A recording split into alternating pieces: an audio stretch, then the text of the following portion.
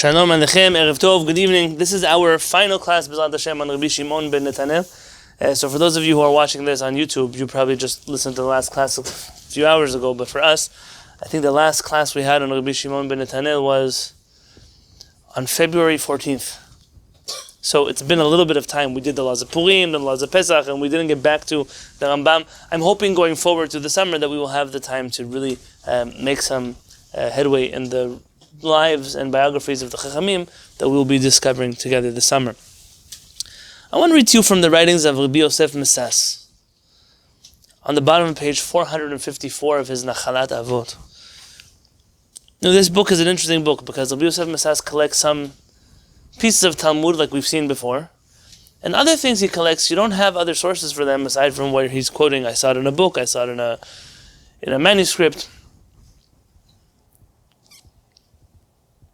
You have no obligation to accept the writings of Rabbi Yosef Misas as authoritative, but it's always worth looking to see what he shares, and here he has a few interesting pieces that he brings to the table. At the bottom of 454, Ve'ata, this book is a collection of speeches he gave to his community in Haifa once he came from Morocco to Israel. Ata avol lesaper lema'alatchem divrei Rabbi Shimon Ben Netanel. I want to tell you a little bit about the life of Rabbi Shimon Ben Netanel. Talmid Rabbi Yochanan ben Zakkai, the student of Rabbi Yochanan ben Zakkai, Zichuto yagen alenu, amen. His memory should be a protection, a merit for us, amen. This is an interesting term, by the way. Zichuto, zichut, is a masculine or a feminine word in Hebrew? Feminine. What's the plural of zichut? Zichuyot. In Ashkenazi Hebrew, how do they say zichut? Schus. How do they say plural? They say? Somebody here knows. If one zechut and two zechuyot, then one zechus, two? That's what you would think. They say schusim. Schusim. Right? Kind of like you have Shabbat. Very good. How it's a multiple of Shabbat?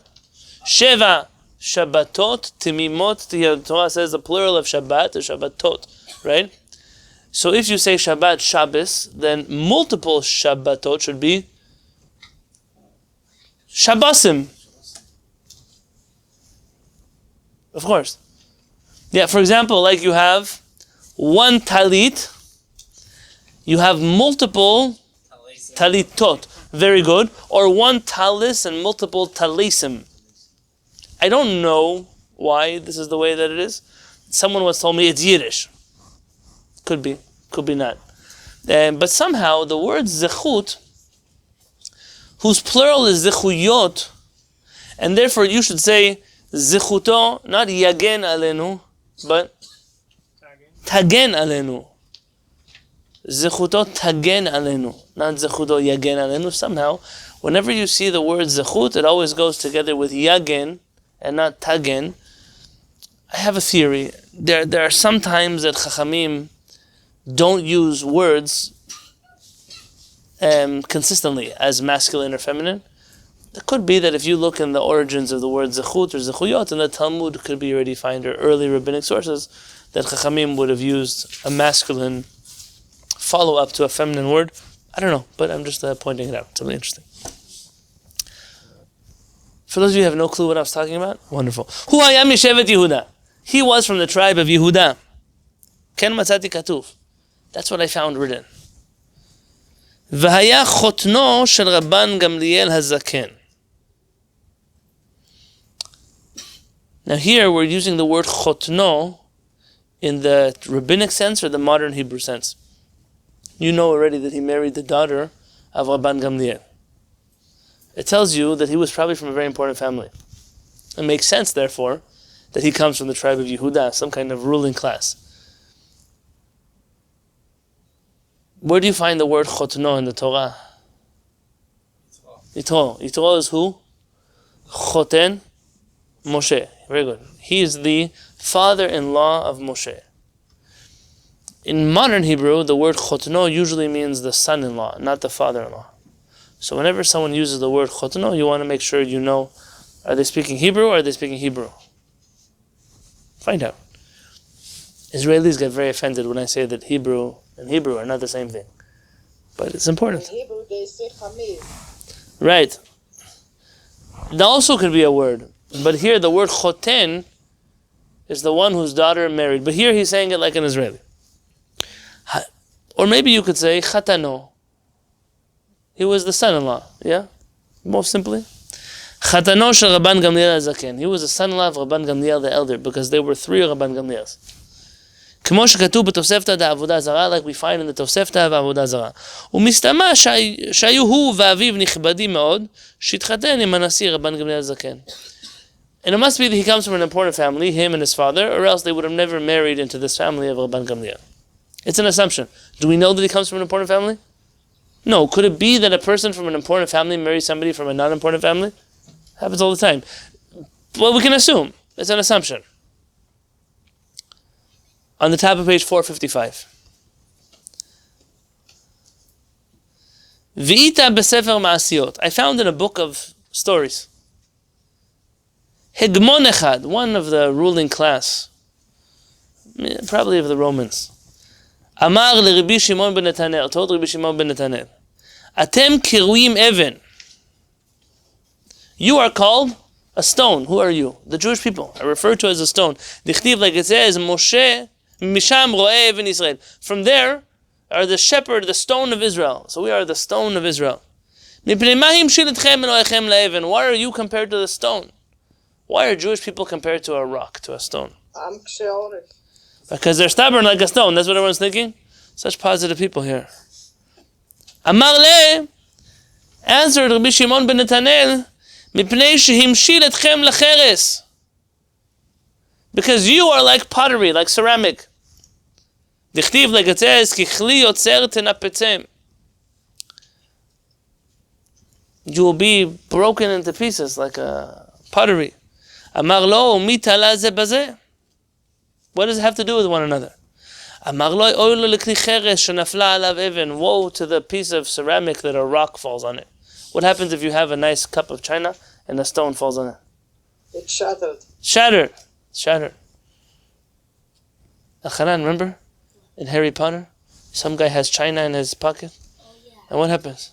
It gets It cracked. gets cracked. Right? You don't want to be the pottery that gets hit by a rock. V'oy lo im yipol al even. And what happens if you drop your pottery on a rock? It crashes. It'll crash. Ben kach uven kach yishaber. It doesn't matter whether we fall on you, you fall on us, you're going to break. Kemu panav v'halach lo. His face got all contorted and he left. Here you have a story of defiance in the face of Roman occupation. So the man asked the Jewish person, Rabbi, why are you considered a rock? Is it because you're pottery? He said, what does that have to do with anything? He said, because just like if pottery falls on a rock falls on pottery, it's going to break, the same thing will happen to you. The Romans will one day disappear, and Am Yisrael will still be here. Did he like that story? He didn't like that story, so he left. Vani, and I, the poor one, the humble one, who's speaking here? Rabbi Yosef says, once a Jewish man asked me a story about this. Why are the Jewish people compared to a stone?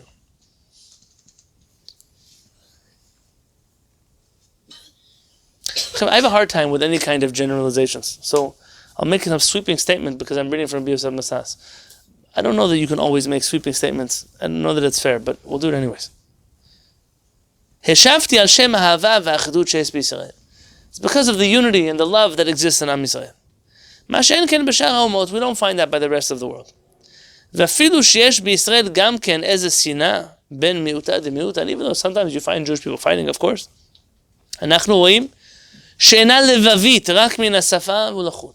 we see that people fight. Am Yisrael fights, but not really deeply. They fight superficially. When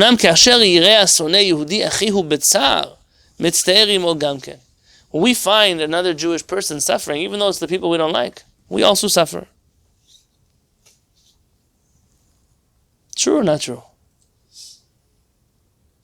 True.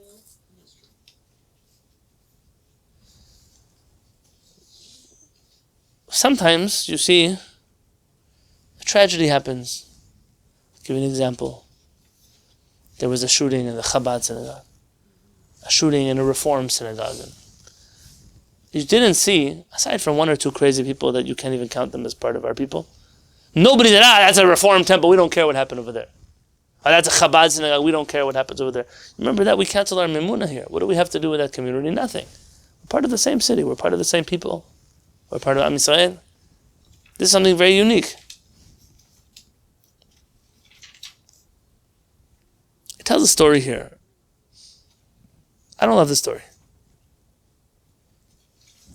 I don't love it. I'm going to skip it. I don't have to read everything in the book.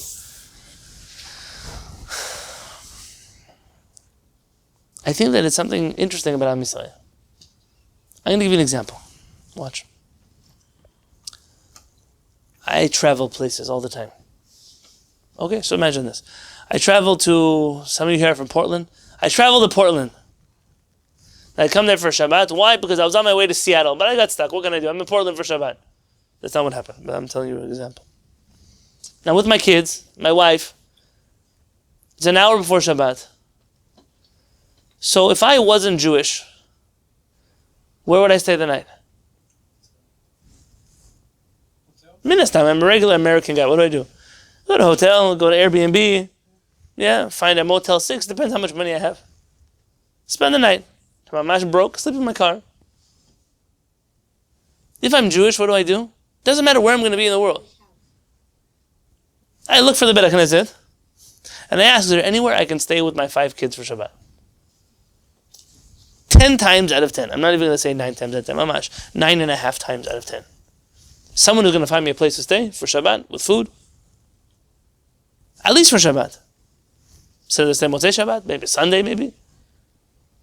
That's not normal. It's not a normal thing that we have. Of course, someone could believe in the protocols of the elders of Zion. We go anywhere in the world. I see. I don't even know who you are, but you let me come to your house. Why?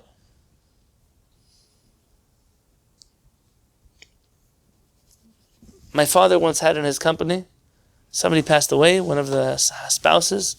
These are high-tech people. You know, high-tech people, for the most part, they're not poor.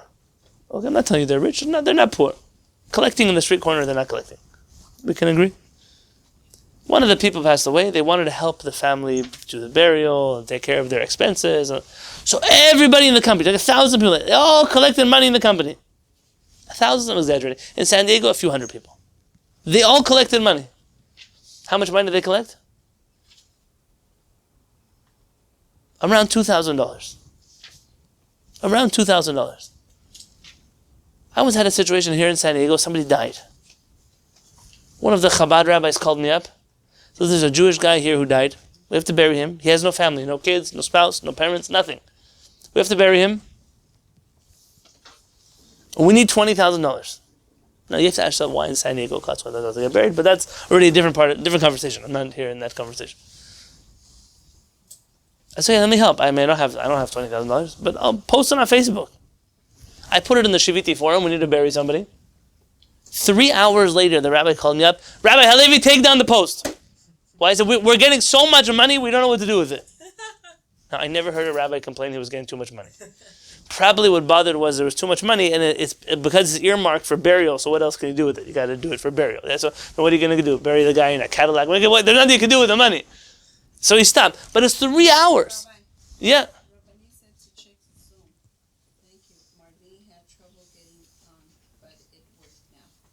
Okay, thank you. So we are collecting in 3 hours something that David Ben-Gurion comes to this country after the Holocaust. He's not the only prime minister trying to build a country after the Holocaust. And he collects here millions and millions and millions of dollars to build the state of Israel. They tell a story once about a guy in New York. He's driving on the highway. He sees a Jewish guy. His car broke down. So he pulls over to help him. He says, what do you need? He said, I need to jumpstart my car. So he takes out his cables. And while he's talking, he's like, hey, listen, what synagogue do you go to? He says, me, I don't go to synagogue. He said, oh, what is your family? What synagogue does your family go to? He says, no, I'm not Jewish. He said, not Jewish? Why are you wearing a kippah? He said, my mother told me that AAA costs $89 a year. Instead of AAA, it's cheaper to just buy one of these things, keep it in the glove compartment, and whenever your car breaks down, just put it on the head, and some Jewish guy will stop and help you. Why? Why do you stop for a guy with a kippah? What is that? It's not normal. Something about Am Yisrael, like a sand, like a rock. We're all stuck together. We like it, we don't like it. We're all stuck together. We're all part of one stone. On page 456. Od nikreu even. We're also called a rock. Hashem shesovlim tzarot raot verabot yoter mikol uma velashon. Have you ever studied Jewish history before? If you are struggling with too much happiness, just read Jewish history. B'ezrat Hashem, it will fill you with depression. There's things you read them. Someone told me they're reading a book on the Holocaust by the bedtime reading. I said, how do you sleep after you read Holocaust books? I can barely live after I read Holocaust books. I sleep. You read about the Holocaust. Read about the Inquisition, about the Crusaders, pogroms of Tach V'Tat. Do you want to not go so far? Read about the British government in Israel before the founding of the state of Israel. You have to go so far.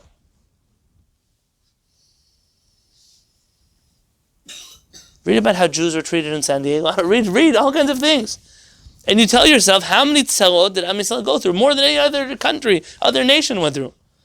כמו האבן שהיא קשה וסובלת מכות גדולות והיא בתוקפה עומדת. Just like you could take a rock and you can hit it and you can kick it and you can punch it and you can smack it, it's still a rock. זו גם כן מתנה טובה מהבורא ברוך שמו. שנתן בנו כוח לסבול כל תלאה. HaKadosh Baruch Hu gave the Jewish people the strength to be able to take all of the blows, all of the hits of Jewish history, and we're still here. וזו גם כן מתנה טובה, שתכף לצרתו והתקצף וקלל במלכו ועולה, וישראל סובלים בכל יום, ואינם זזים מן הדת כלום. Every other nation that had a God, if they had to go through what we went through, 10 minutes after they suffered, they would give up their God. But we, Baruch Hashem, how many thousands of years we're in Galut, we still believe in HaKadosh Baruch Hu. We still have our faith. We're still here. Like a rock. We're stubborn like a rock. So all of you say we're stubborn? Yeah, we're stubborn. Doesn't matter what you're going to do to us, we don't go anywhere. We're still here. Can you really destroy a rock? What happens if you break a rock, Obadiah? Sometimes you'll find some beautiful rock. Hey, what if it's a regular ugly rock? 2 rocks. Yeah, you have 2 rocks. You break it again. 4 rocks. No. Worst case, you end up with a pile of sand. At the end of the day, this rock can handle everything. Perhaps one last story.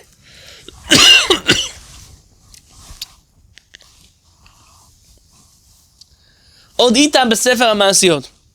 There's one more story, says Rabbi Yosef Masas, I found in this book of stories. Pam echat.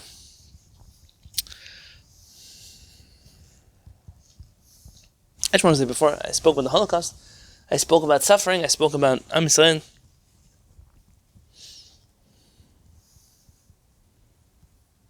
I remember when I was in Majdanek, a concentration camp in Poland. Auschwitz is very difficult to be in. Why? Because Auschwitz is a circus. Auschwitz, the Polish people took it over. They sell things over there. There's all kinds of stores. They turn it into like a commercial. It's something very disturbing.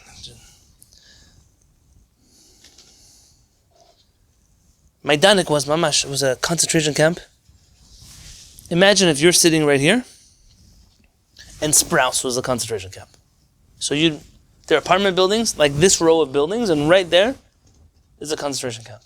The guy comes, opens the gate. It's the same gate that was there when the Nazis were there. You come to this place. My favorite part, the Polish people say they never knew, they never saw, they didn't hear about it. They're barbecuing on their backyard, and they're watching Jewish people die. Didn't hear. What? Didn't hear. Didn't see. How can you not see? Imagine saying you're standing on the roof of this building, you can't see what's happening in Sprouts.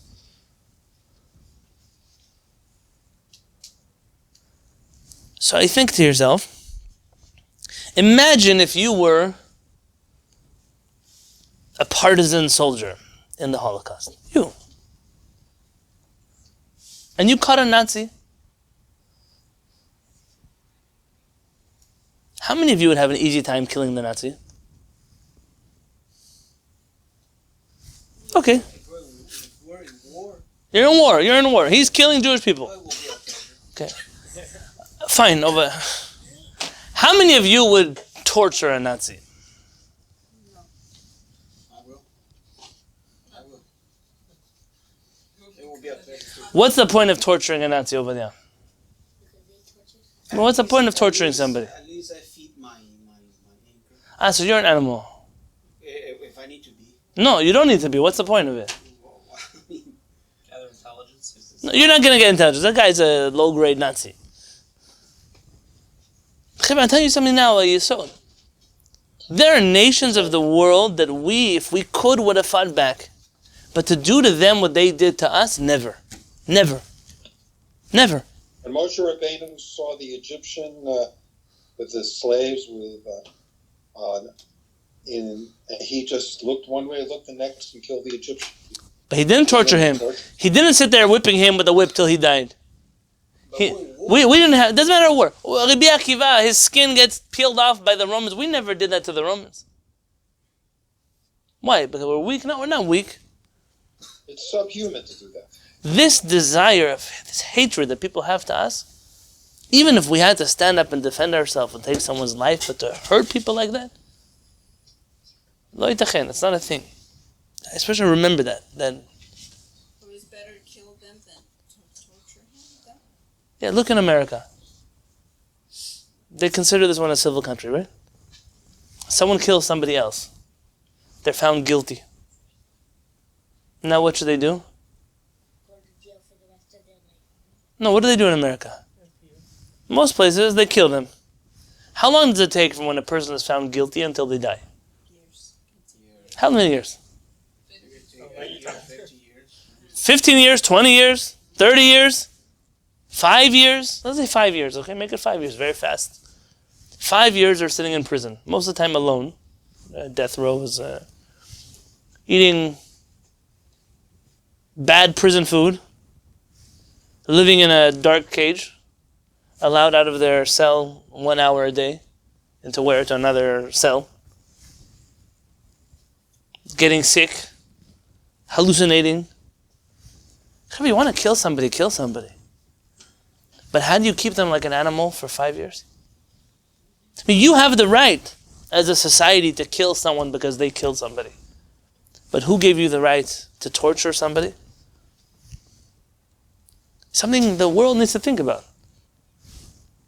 I got on a tangent. There's another story.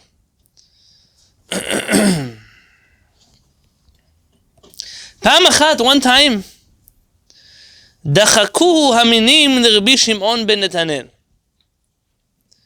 והכניסוהו לבית אבין.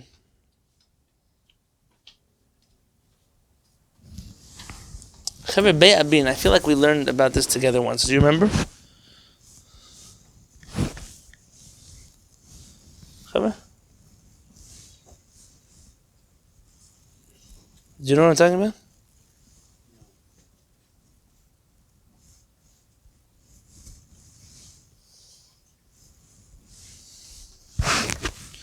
Be'abin was a place that the nations came. It was a place where you debated religion most of the time.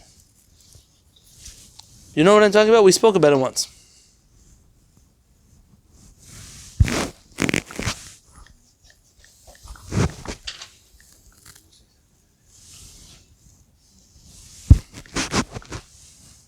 I'm trying to see which class we spoke about it in. I don't know how to tell you. Be'abin was like a place where people came to debate religion. So think about Eretz Yisrael under Roman occupation. What kind of people are hanging around here? Tell me about the Jews that are here. What kind of Jews do you have? The Jews that want to become Romans. Okay, so Jews that want to be Romans. So, yeah, what else? Yeah, Rabbi Shimon Ben Netanel. What kind of Jew is he? It's Chachamim, so he's from the Pharisees, the Pushim. Who else do you have? Okay, it's Tzedokим, very good. Who else? A very famous group that is starting right now. This generation. Kayim are later, but they're like the Tzedokim. Okay? Early Christians, Minim, early Christians. They're here also. All these people are Jews, but they're all very different types of Jews. Be'abin was a place where different philosophers, different people came to debate with each other. So they brought them inside. Voshivuhu, so they kind of like forced him to come with them. Hoshivuhu al maften habayit levazoto. They put him at the doorstep. Go here, sit over here. Where do people sit? They sit on the floor. No, that's what people sit. But who sits over there by the door?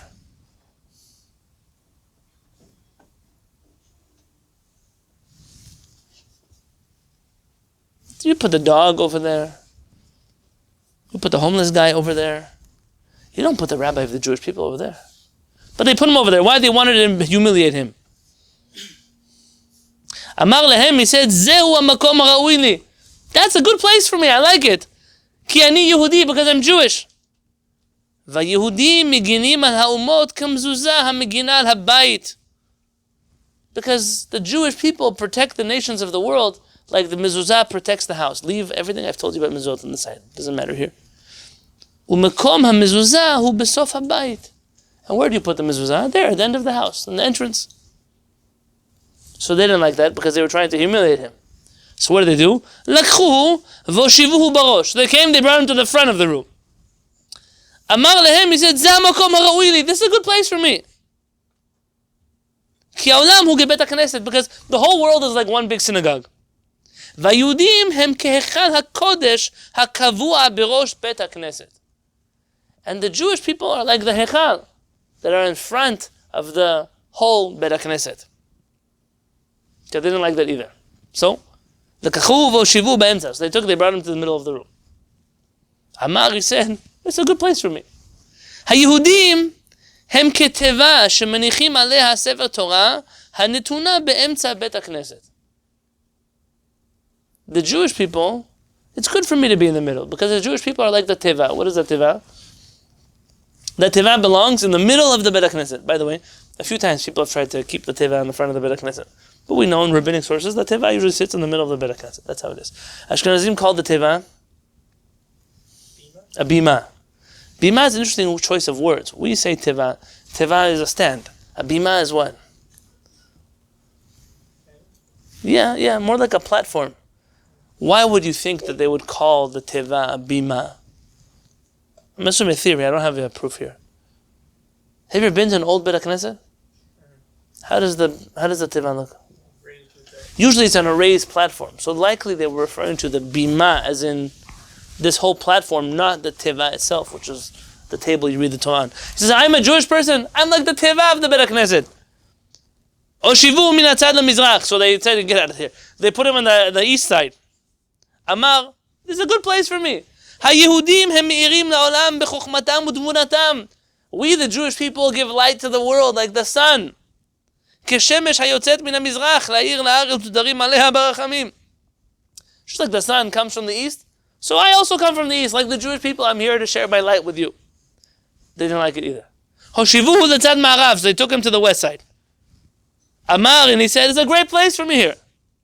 Just like the western wind brings good to the world. If you want to see Masechet Yoma, page 21b. כי היא נושבת במידה בינונית ומרכבת הערים לתת את יבולם. ובני אדם, גם חיות ובהמות ועופות מוצאים ממנה נחת. The western wind is a gentle wind. It blows nicely. It causes the mountains to grow, the fruits to grow, the people and the animals to be healthy. היא טובה לכל הגופות. It's good for everybody. כך ישראל מביאים טובה לעולם בחוכמתם ובמעשיהם הטובים. So too we, the Jewish people, try to bring good to the world in a gentle way, in a good way, in a positive way. It's great that you put me on the western side of the room. You know that story where they tell you, when life gives you lemons, make lemonade? Rabbi Shimon Ben Netanel is good at making lemonade. No matter where they put him, he has a good answer for why they put him there. Hoshivuhu letzad tzafon. They decided to put him on the north wall. Amar, he said, it's a great place for me here.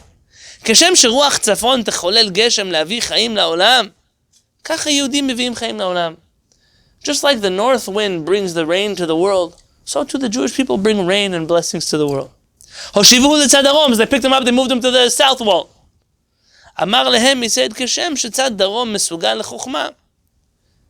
He said, it's good that you put me in the south wall, because the south wall is good. South is the direction of wisdom. What is he referring to? He mentions here, look in Nedarim. He said, Harutze lachkim yadrim.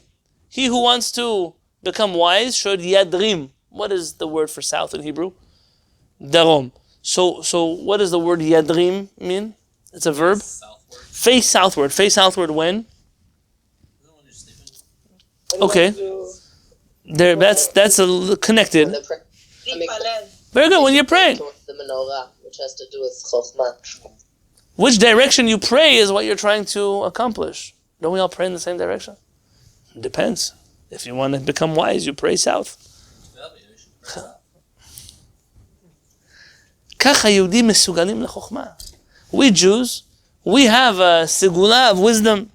והרוצה להחכים, ידבק בהם ויכבדם. If you want to become wise, cling to the Jewish people and respect them, and you'll become wise. So it's good that you put me in the southern wall, which corresponds to wisdom. Amer lehem Rambam, the rabbi of the Minim, who brought him here in the first place, what does he say? Shidchu mehenat hayehudi, get this Jew out of here. Ki hechi delo l'shavyanchu Yehudim. Because the last thing you want him to do is he will make you into Jews. If you keep talking to this guy, he'll convince you to be Jewish. Vaz patruhu l'shalom, so they sent him out in peace. וזהו מה שהשיגה ידי להודיעכם מדברי ימי הקדוש הזה. So Rabbi Yosef says that's pretty much all I could find about him, and I wanted to share these stories with you. Now you saw the entry in the encyclopedia was also very short. This last story is an interesting story. I see sometimes that people have a hard time having a sense of humor. It's like they live their life, a very hard life. You try to get them to smile, they get more. Sometimes you see like Jews, especially Jews that consider themselves to be religious Jews. The more upset their face looks, the more miserable they look, the more religious they think they are.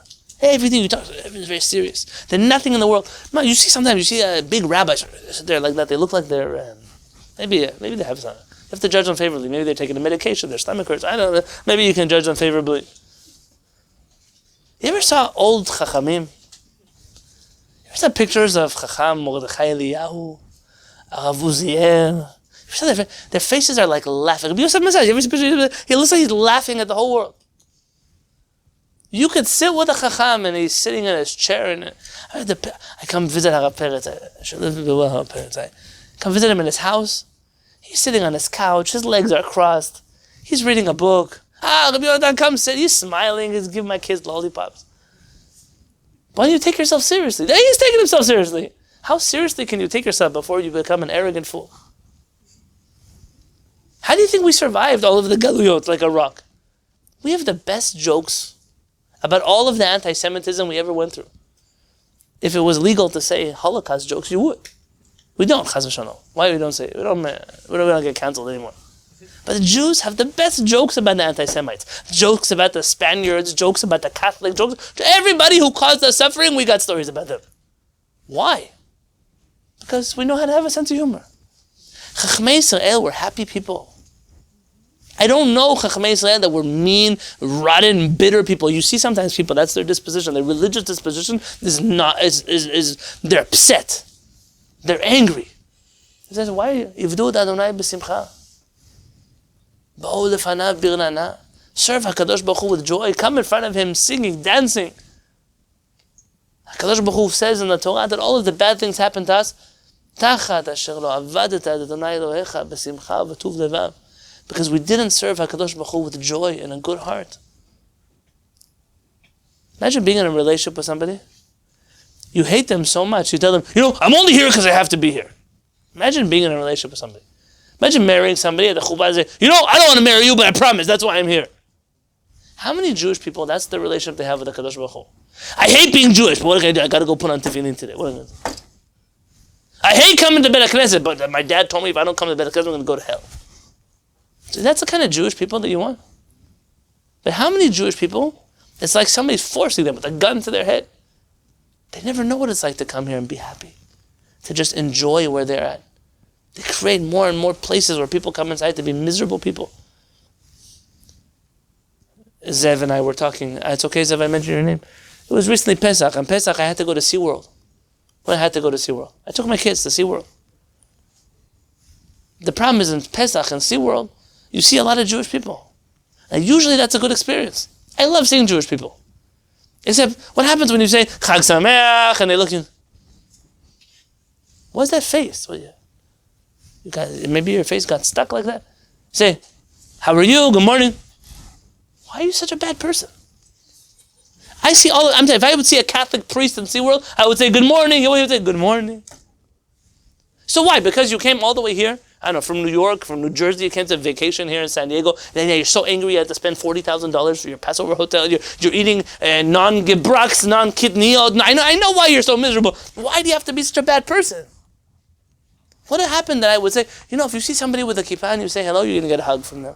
It used to be I could tell somebody that. You see a person, they're Jewish, you say, Shalom Aleichem, how are you? You just start. Today it's like I'm afraid. I want you to kill me. I say Shabbat Shalom to you, you don't even answer me. I once spoke with a Rav Peret. And Gemara says that if you say Shalom to somebody and they don't say Shalom back, they're considered a robber, a thief. Why? You gave them something. Now what are they doing? They're keeping it for themselves. They're not returning it to you. You say good morning to somebody, they don't answer you back, they're a criminal. So Peretz, now ever since he came to Yerushalayim, and he lives in the neighborhood he lives, I don't want to mention names, and whenever he goes to certain synagogues, you can use your imagination, he doesn't tell anybody Shabbat Shalom. Not good Shabbos either. He knows when he says Shabbat Shalom, they will never answer him back Shabbat Shalom. So he just doesn't say. Why? He doesn't want to make everybody into criminals. He doesn't want to cause them to do an avirah. He knows they won't say hello. You go places, you see another person, want to say good morning. Do I know you? I don't know you, I don't know you. Of course I don't know you. I just want to say hello. Rabbi Shimon Ben Netanel, where do they drag him? They drag him to some interfaith convention. The whole time they're trying to make fun of him. They're putting him over here, they're putting him over there, they're putting him there. And the whole time he says, I'm so happy you put me here. I'm so happy you put me here. Everything he has a good reason for. How many times you go somewhere, you expect to be honored with something, you expect to be given some kind of kavod. All that expectation that you have, that people should respect you, it makes you look like a rotten person. It also makes you miserable. Because people are not going to respect you. People usually don't know how to give respect to each other. And the little respect you do get, you should say thank you to HaKadosh Baruch Hu, you got it. I once was in a place, I'm embarrassed to tell you the story. The rabbi came into the room, he looked at everybody, then he went back outside of the door.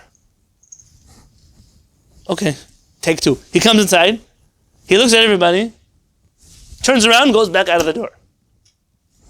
Guys, what's happening with him? He came into the room and nobody stood up for him. So what did he do? He came inside, said, stand up! Like that, like he screamed, stand up. Whoever stands up, and then he came to the room. Let me explain to you. If people aren't standing up for you, it's probably because you're a jerk. It's probably because nobody respects you in the first place. So how embarrassing is it for you to come into the room and scream at everybody that's just, like, how embarrassing can you be already? Respect is something you earn from people. And even when you earn respect and you deserve respect, most people don't respect you. Trust me, I have a little experience.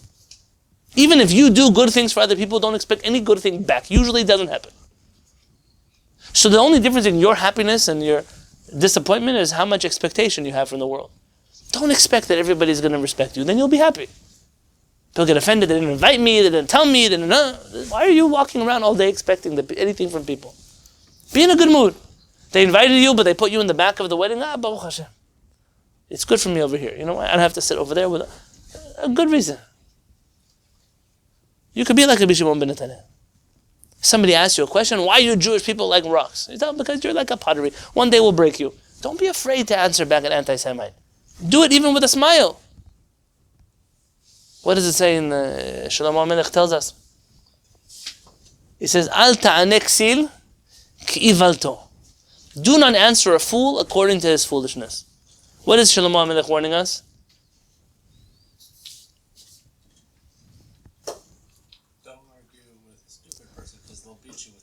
There you go. Don't argue with stupid people. My wife says, similar to what Owen said, don't ever argue with a fool because he'll drag you down to his level and then beat you with experience. Yeah, you don't want to argue with stupid people. But in the Hasidim they would say, but if you're going to anyways have to answer a fool, ta'anek sil k'ivalto, answer him like a fool. Don't give a fool the time of day to make him some anti-Semite. So answer him back like he deserves it. Ta'anek sil k'ivalto, like a fool. So, our sense of humor will take us a long way. It'll make for very healthy people. And maybe one day we'll be tzaddikim like Rabbi Shimon Ben Netanel. Zechuto yagen alenu. Amen. B'ezrat Hashem.